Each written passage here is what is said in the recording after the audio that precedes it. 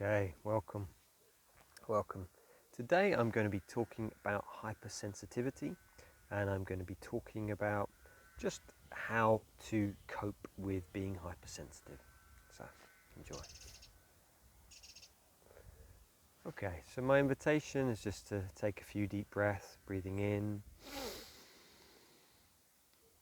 and breathing out, relaxing the shoulders, lengthening the spine, breathing in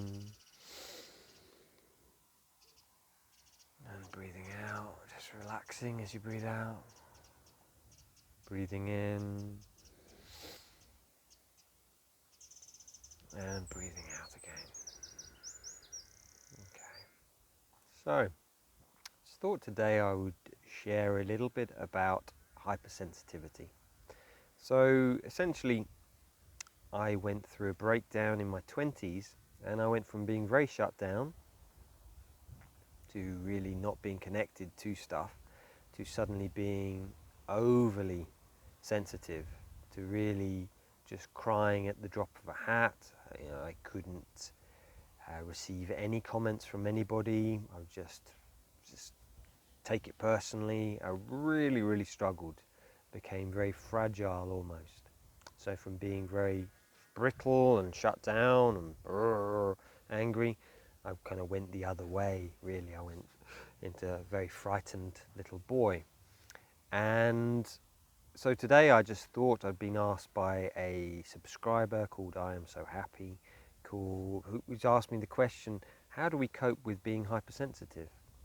And I will just share some of the things that I have found have really helped me. So the first thing I would say is, you've really got to take care of yourself. So if you feel you are hypersensitive, you take things personally, it's really important that you take care of your physical, emotional, mental well-being. So it's a case of, sleeping well.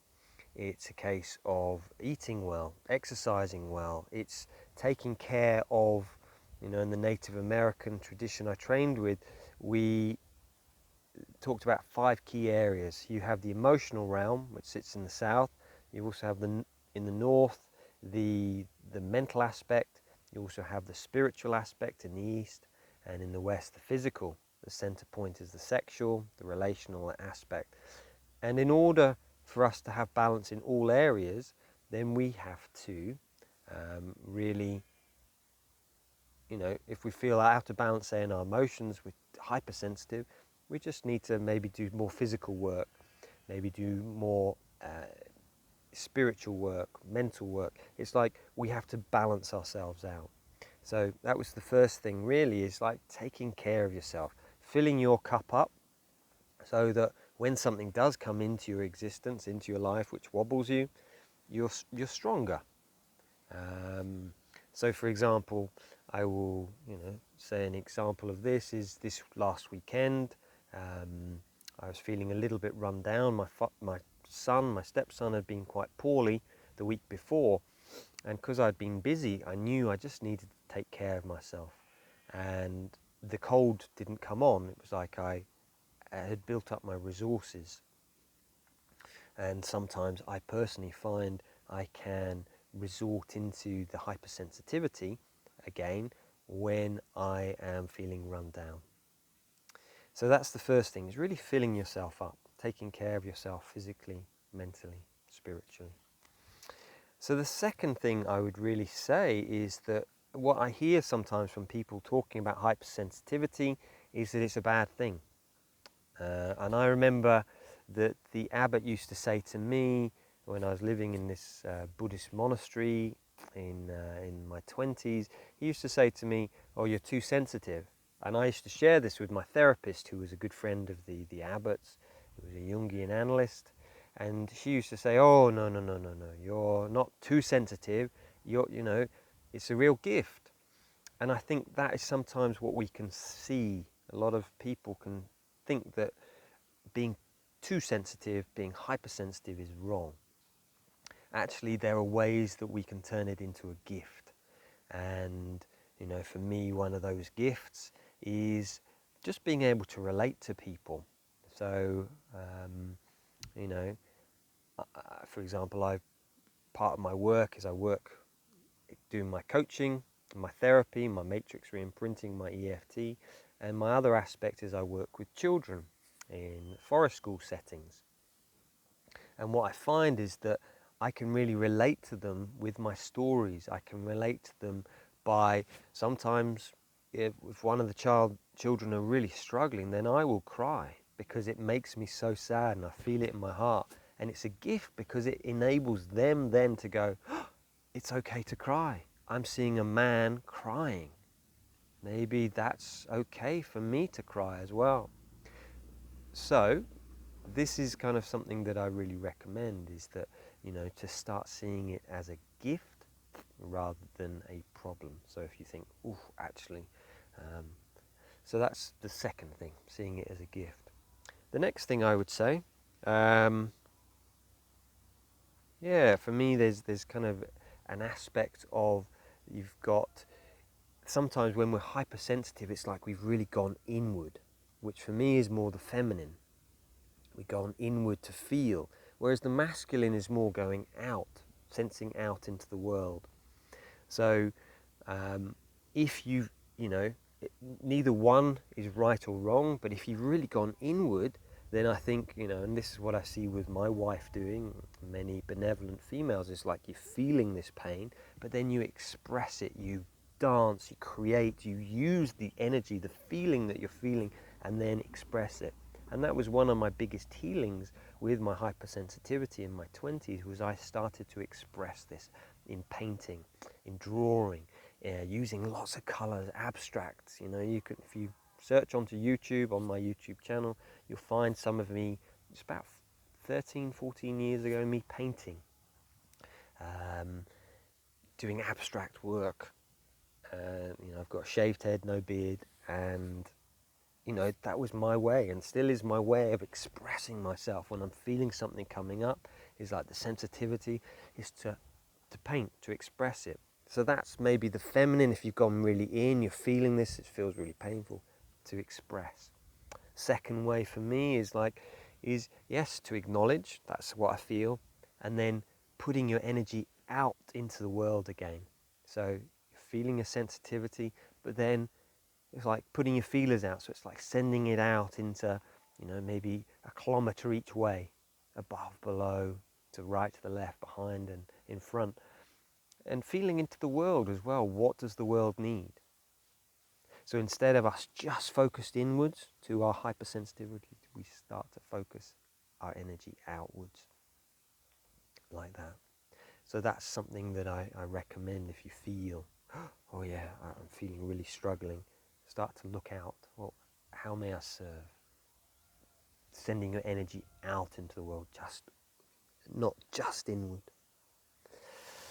And I think the final point I want to bring up about hypersensitivity is to do with this thing about determining. So sometimes, for me, I used to be very sensitive. I'd go into a room and I would feel, like my throat was being shut down. If I was around certain people, it was like they didn't want to hear me speak, and I could, feel their energy. And I think I was very aware of this as a young boy. I would go into a space and I would be very aware, oh my God, this is really uncomfortable. People are very unhappy here. I didn't have the words to express this. I didn't know what was happening, but I'd go into a space and I'd go, oh, I was in a good space and now I feel uncomfortable. I feel very shy. And that was how I was as a child. I was very shy. So maybe that's an aspect of hypersensitivity, is to be very, very shy as a child. And certainly, on an astrological level, I'm a Cancerian. So they say Cancerians are very sensitive, the water signs, much more inward. So what I've noticed now, though, is that although I feel this, I can go into a room and I can feel, oh, people are maybe judging me, or they don't kind of think I'm very good, or I can feel my throat starting to constrict. I've learned to determine what energy I'm going to bring into a space. So if I'm going to bring in a real beautiful energy, if I'm going to bring in a lot of shining, laughter, love. So it's like, rather than me feeling the energy of the space, so it's hypersensitive, it's like, oh, I can't handle this. It's like, yes, I feel this, and now I'm going to shine my inner light outwards.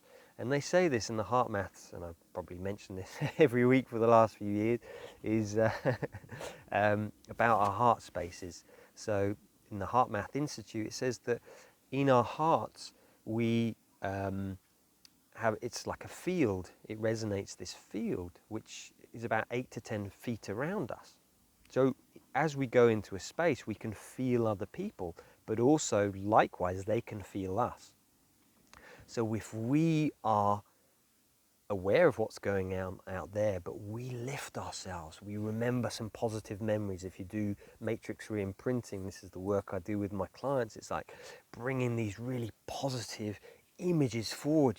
You feel that while you're in that space, you start to resonate out into the field.